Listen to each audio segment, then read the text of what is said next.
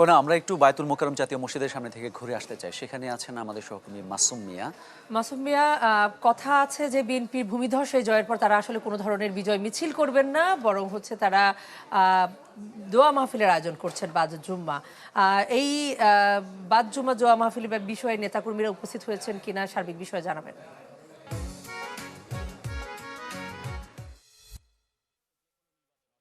সেক্ষেত্রে যদি জাতীয় নির্বাচন হয় তাতে অবশ্যই যে নির্বাচনের পরের দিন আসলে এক ধরনের আইন শৃঙ্খলা রাখা নিয়ে কিন্তু এক ধরনের উদ্গ্রীব তৈরি হয় সাধারণ মানুষের মধ্যে থেকে শুরু করে সবার মধ্যে। ডেন্টিস্টের পরামর্শ নাও নতুন কোলগেট অ্যাক্টিভ সল্ট। যারই অংশ হিসেবে আজকে আমরা সারাদিন কিন্তু রাজধানীর বিভিন্ন প্রান্ত ঘুরে বেরিয়েছি, দেখেছি যে দেখার চেষ্টা করেছি যে রাজধানীর আইন শৃঙ্খলা পরিস্থিতি আসলে কেমন। আপনাকে যদি প্রথমে বলে রাখতে চাই, রাজধানীর যে সড়কগুলো রয়েছে সেখানে কিন্তু আমরা বাড়তি আইন শৃঙ্খলা রক্ষাকারী বাহিনীর উপস্থিতি দেখতে পাইনি, বিশেষত সাধারণ মানুষেরও কিন্তু উপস্থিতি খুবই কম দেখেছি। আমরা এই মুহূর্তে অবস্থান করছি রাজধানী বাইতুল মোকাররম মসজিদে।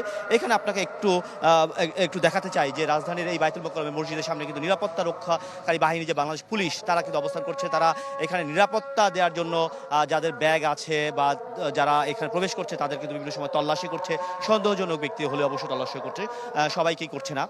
আরেকটি বিষয় হচ্ছে যে আজকে কিন্তু যেহেতু নির্বাচনের পরের দিন ফলাফল ঘোষণা হয়ে গেছে, একটি কিন্তু বিজয় মিছিল বা আনন্দের যে একটি বা আনন্দের করতে যে বিশৃঙ্খলা তৈরি করতে না হয় সেদিকে কিন্তু বিএনপি কিন্তু একটি সতর্ক অবস্থান নিয়েছে। বিএনপি কিন্তু কোনো রকম আনন্দ মিছিল করার থেকে সরে এসেছে। তারা যেটা বলছে যে তারা হচ্ছে যে দোয়া মাহফিল করবে, তারা দোয়া করবে যাতে এই দেশ এবং রাষ্ট্র এবং এই দলের জন্য যাতে মানুষ যেই বিজয় মিছিলের পরে যে ধরনের সংঘর্ষ বা সংঘর্ষের যে একটা শঙ্কা থাকে তা থেকে যেন দূরে রাখা যায়। সব মিলিয়ে যে আমরা যে কোনো জাতীয় নির্বাচনের পরের দিন কিন্তু একটি উল্লেখযোগ্য গুরুত্বপূর্ণ দিন এবং সেখানে কিন্তু আইন শৃঙ্খলা রক্ষা করাও কিন্তু একটি চ্যালেঞ্জের বিষয় হয়ে দাঁড়িয়েছিল এর বিগত দিনগুলোতে। কিন্তু আজকের পরিবেশটা কিন্তু একেবারে ভিন্ন। আমরা দেখেছি যে রাজধানী কিন্তু মোটামুটি একরকম শান্ত এবং নীরব রয়েছে। কনা।